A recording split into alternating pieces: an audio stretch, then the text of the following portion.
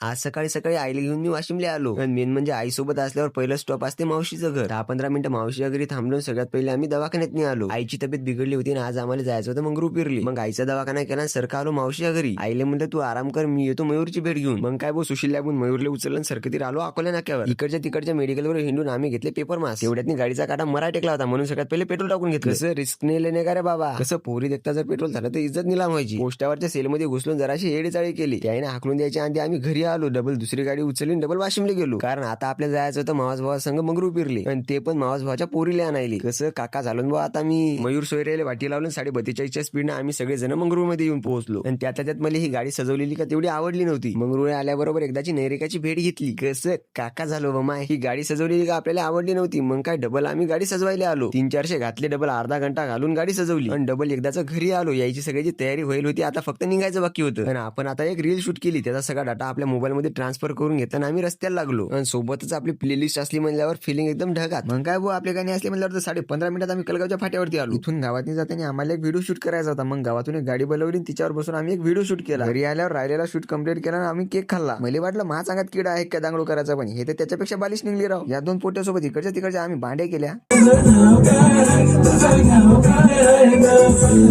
हे गाणं पूर्ण व्हायच्या आधी तुम्ही फॉलो करून टाका. आणि आता असंच भेटू आपण पुढच्या ब्लॉग मध्ये. तर बाय बाय.